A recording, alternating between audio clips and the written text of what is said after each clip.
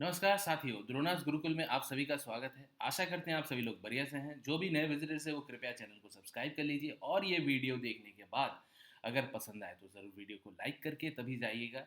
और जो भी एग्जिस्टिंग व्यूअर्स हैं उनसे तो रिक्वेस्ट है कि आप कृपया वीडियो को लाइक करके तभी आगे जाइएगा। तो आ जाते हैं दोस्तों अपने कंटेंट के ऊपर। आज हम लोग पहले डिस्कस करेंगे मार्केट के बारे में और उसके बाद हम लोग डिस्कस करेंगे म्यूचुअल फंड के बारे में।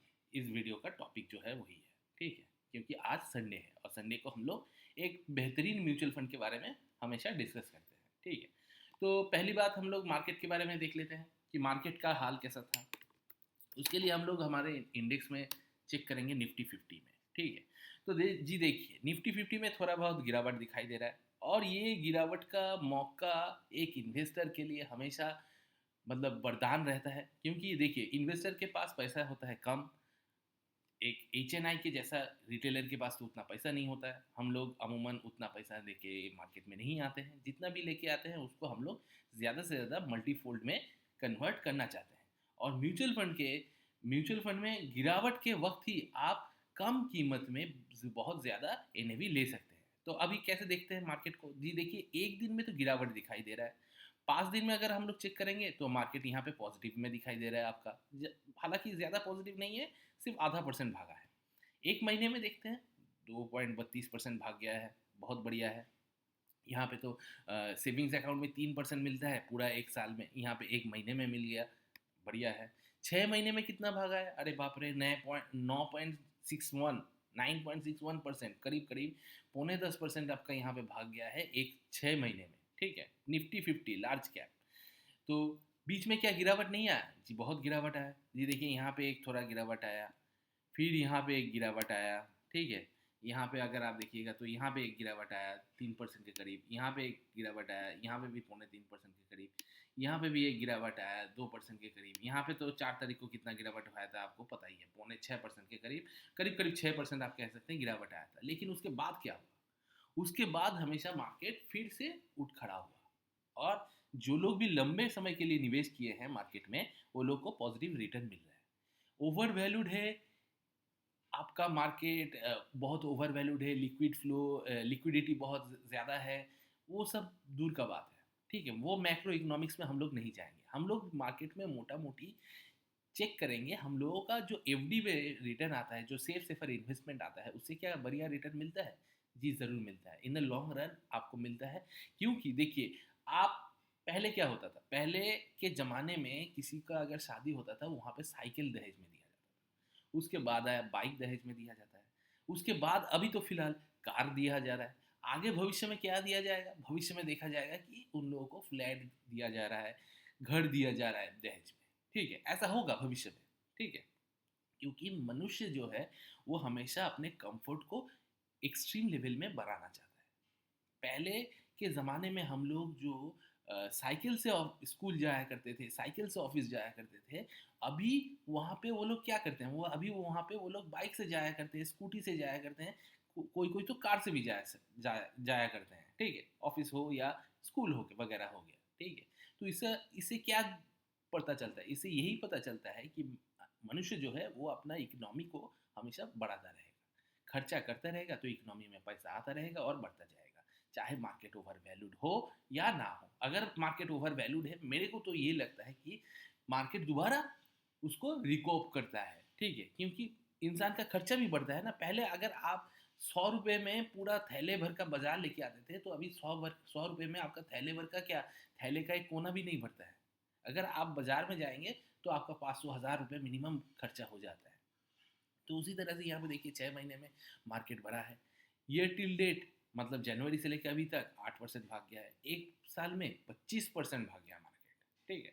25% अगर आप एफ में कमाना चाहते थे तो आपको अगर 7% में भी कर लगता, तो 7% करके आपको 3 साल लगता। वहाँ पे मार्केट में आपको एक साल में ये रिटर्न दे चुका है 25% करके, और 5 साल करके, 5 साल में देखिए पैसा डबल हो गया। अभी पोस्ट ऑफिस में सेफ सेफर इन्वेस्टमेंट में अगर आप पैसा डबल करना चाहते हैं, तो अगर आप एफडी में डबल करना चाहते हैं पैसे को, तो आपका करीब करीब 12 साल लग जाता है, ठीक है। और यहाँ पे 5 साल में ही वो डबल हो जाता है। तो क्यों ना हम मार्केट में निवेश करें, बजाय कि जब मार्केट में गिरावट आए हम लोग उसको फ़ायदा उठाएं, ठीक है।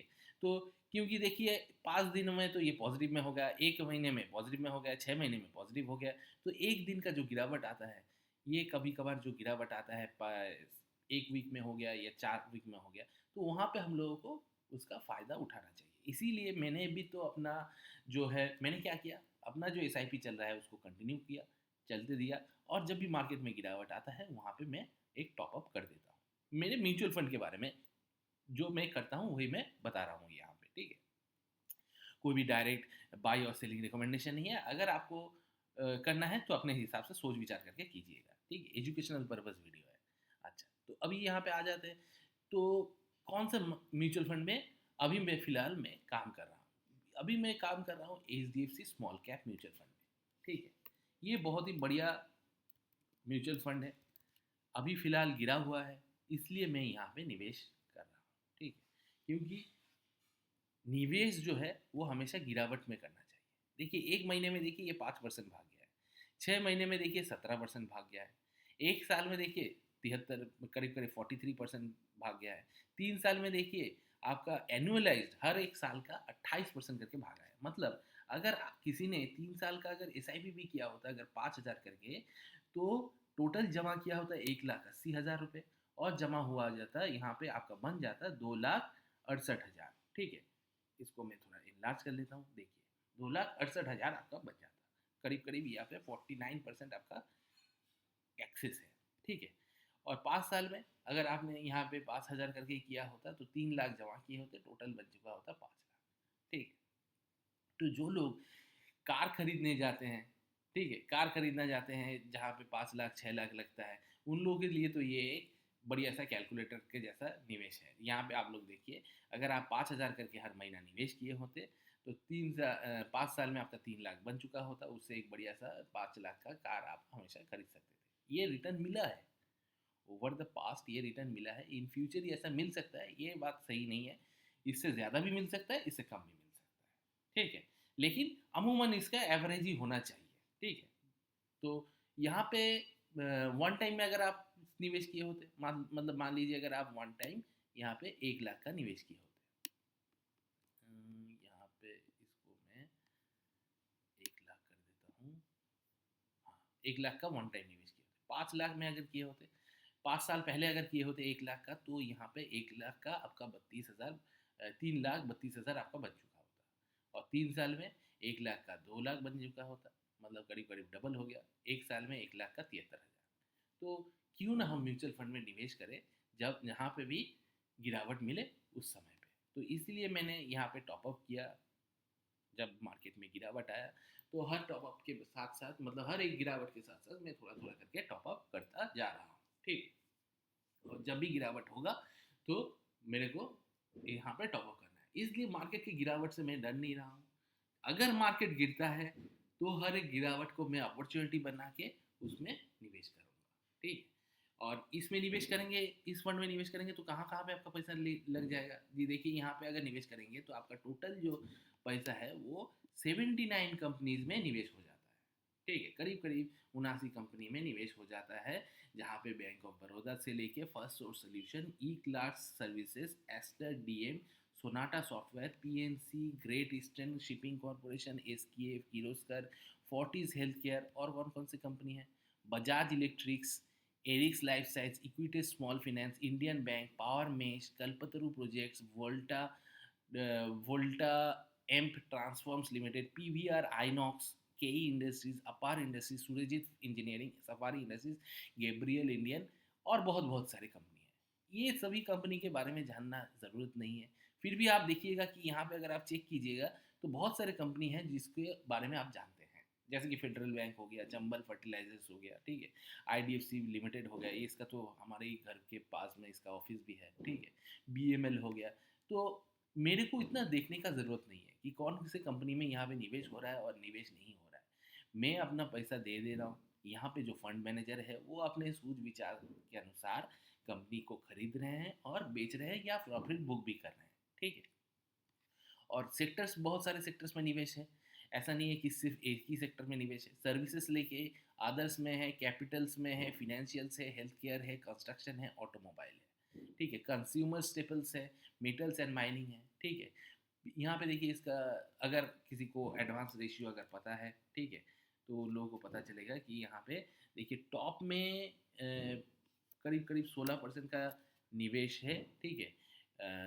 और टॉप 20 कंपनीज में 40% का पी रेशियो है, 20 का प्राइस टू बुक रेशियो 2.85 का, अल्फा है 4.67। अल्फा मतलब क्या, अगर निफ्टी थोड़ा भागा ये कितना भागेगा, तो ये बहुत ज़्यादा भागेगा 4.67।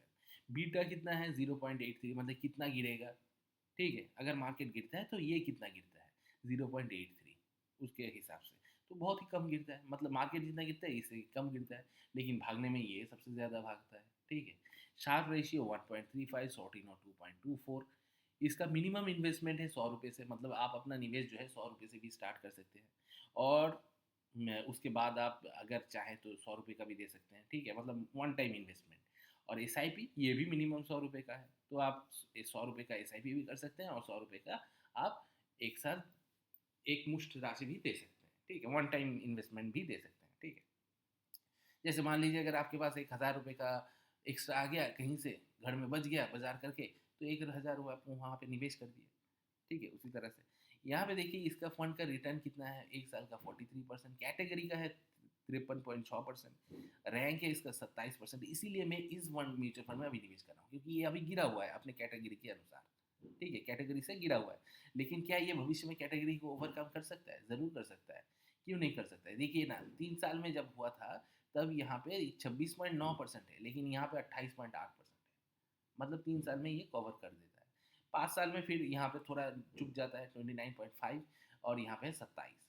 ये किस लिए हुआ, 5 साल में क्यों चुक गया, यहाँ पे 1 साल की वजह से।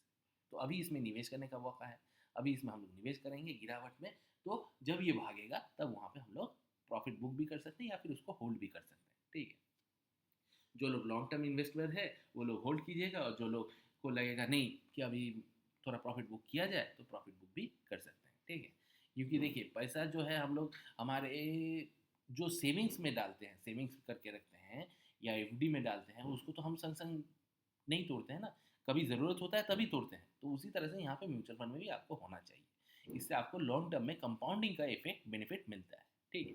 ये तो पीयर कंपैरिजन हो गया। इसके अलावा यहाँ पे देखिए एक्सपेंस रेशियो कितना है 0.65%, मतलब ये जो फंड मैनेजर है हमारे हिसाब से हमारे लिए वो कंपनी खरीदेंगे या बेचेंगे, प्रॉफिट बुक करेंगे, हमारे फंड को बड़ा करेंगे, तो उसके लिए एक पैसा तो वो लोग चार्ज करते हैं, इसका है 0.65%। और यहाँ पे जो प्रॉफिट मिला है ना, यहाँ पे जो प्रॉफिट मिला है 1 साल में, 3 साल में, 5 साल में, ये प्रॉफिट वो एक्सपेंस रेशियो काट के मिला है।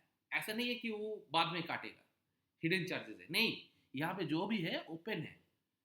तो यही चीज़ बढ़िया लगता है म्यूचुअल फंड के बारे में, कि यहाँ पे कुछ हिडन नहीं है, आपको बता दे रहा है एक्सपेंस रेशियो 0 पॉइंट कितना है दिखाई दिया 6.3 कुछ, हाँ 6.5 था, तो वो आपका काट के वहाँ पे दिखाई देता है, ठीक है, काट के वहाँ पे दिखाई देता है, इंक्लूसिव ऑफ जीएसटी लगा के, ठीक है। एग्जिट लोड है, अगर कोई भी पैसा अगर निवेश करते हैं और 1 साल के अंदर उसको अगर उठाते हैं तो मतलब रिडीम कर लेते हैं, निकाल लेते हैं, रिडीम मतलब क्या, म्यूचुअल फंड में निकाल लेना।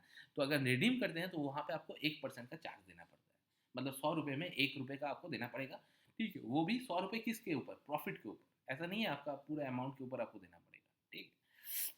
अच्छा, स्टैम्प ड्यूटी है 0.005%, है, टैक्स इम्प्लीकेशन है 15% विद इन 1 ईयर। 1 साल के बाद अगर लेते हैं तो long term capital gain tax के अनुसार आपको 1 लाख का डिस्काउंट मिलता है, उसके बाद जो रहता है उस अमाउंट के ऊपर आपको 10% देना पड़ता है। और ये 1 लाख किसके ऊपर, प्रॉफिट के ऊपर, जो भी टैक्स देना पड़ता है आपको प्रॉफिट के ऊपर देना पड़ता है, आपके कैपिटल के ऊपर कुछ टैक्स देना पड़ता है, ठीक है। तो मतलब जो खीर मिला है उस खीर से ही आप देंगे, आप अपने तरफ से कुछ नहीं देंगे, ठीक है। और फंड मैनेजमेंट में देखिए, ये हमेशा चीज़ याद रखिएगा कि फंड मैनेजर बहुत बढ़िया होना चाहिए। यहाँ पे देखिए जो फंड मैनेजर यहाँ पे मैनेज कर रहे हैं वो 2014 से मैनेज कर रहे हैं, मतलब एक्सपीरियंस बहुत ही खासम खास है इनका। इनका नाम है चिराग सेतलवाद, ठीक है। और इन्होंने BSc और MBA किया है नॉर्थ कैरोलिना से, मतलब USA, विदेश से पढ़ के आए हैं, ठीक है। एक्सपीरियंस है इनका HDFC AFC में, ठीक है, उसके न्यू हॉरिजन एडवाइजरी सर्विसेज के साथ, और HDFC AMC और ING बैरिंग्स के साथ भी इन्होंने काम किया है। इसके साथ कौन काम कर रहे हैं, नए एक युवा शक्ति का भी यहाँ पे है म्यूचुअल फंड में, देखिए ध्रुव मुच्चल, ये 2023 से यहाँ पे काम कर रहे हैं। इन्होंने BCom और CA और CFA किया है, तो इतना पढ़ाई करके वो लोग हमसे तो बेहतर ही काम करेंगे। तो क्यों हम लोगों को कोई रिस्क लेना है? जो लोग मार्केट समझ में नहीं आता है, जिन लोगों को मार्केट में ट्रैक नहीं कर पाते हैं, वो लोग सिर्फ मार्केट में पैसा डालते जाइए एसआईपी के द्वारा। हर महीना आपके बैंक खाते से ऑटोमेटिकली काट के चला जाएगा। एसआईपी कैसे करना पड़ता है, अगर ये जानना है तो इसके लिए आप एक बताइएगा, हम इसके लिए एक वीडियो भी डाल देंगे, ठीक है। और अगर आपको लगता है कि नहीं, एसआईपी नहीं करेंगे, मार्केट जब गिरेगा तब पैसा डालेंगे, जैसे मैं करता हूँ, मार्केट जब गिरता है मैं वहाँ पे डालता हूँ और एसआईपी भी करता हूँ। तो वहाँ उसके लिए आपको मार्केट में थोड़ा ट्रैक करना पड़ेगा कि मार्केट में आज क्या हो रहा है। उसके लिए कुछ नहीं, आपको सिर्फ निफ्टी फिफ्टी में दिन के शुरुआत में जाना है, या फिर आपको बीच में जाना है एक बार गूगल में। जैसे मैं यहाँ पे जाता हूँ, यहाँ पे आता हूँ, उसके बाद देख लेता हूँ कि मार्केट में थोड़ा गिरावट है कि नहीं, रेड में है कि नहीं है। रेड में है तो मतलब गिरावट है। अभी कितना रेड में है, परसेंटेज जितना ज़्यादा होगा उतना बढ़िया, ठीक है। जैसे यहाँ पे 0.2% गिरावट था तो थोड़ा अमाउंट लगाया, ज़्यादा नहीं लगा। जिस दिन यहाँ पे देखूंगा कि 4% गिर गया, 2% गिर गया, हालांकि ऐसा नहीं होता है, एक दिन में इतना नहीं गिरता है, तब मैं वहाँ पे और थोड़ा पैसा दे देता हूँ, ठीक है। जैसे कि यहाँ पे देखिए, यहाँ पे ये क्या कितना हुआ, यहाँ 65% हुआ। लेकिन अगर आप यहाँ पे देखिएगा, यहाँ पे एक दिन में 5.9% गिर गया था, तो वहाँ पे मैंने ज़्यादा अमाउंट डाल दिया है। लेकिन हालांकि यहाँ पे एक प्रॉब्लम आ रहा है कि ये बताया जा रहा है दोस्तों, उस दिन का एनएवी नहीं मिला है। तो कोई बात नहीं, 4 तारीख का नहीं मिला है तो 5 तारीख का मिला है ना, तो यहाँ पे मिलेगा। फिर भी तो गिरावट में है ना, फिर भी तो अपने टॉप से देखिए 2.77% गिरा हुआ है।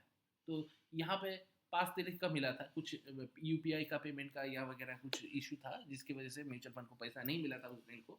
तो वो लोग ने, ये ग्लोबल इफेक्ट हुआ था, मतलब सभी के लिए हुआ था, ऐसा नहीं है आपके लिए हुआ था मेरे लिए नहीं हुआ था, या फिर मेरे लिए हुआ था आपके लिए नहीं हुआ था, सबके लिए हुआ था। तो इससे कोई डरना नहीं है दोस्तों। लॉन्ग टर्म में आपका लंबे समय में ये सभी नलीफाइड हो जाता है, ठीक है।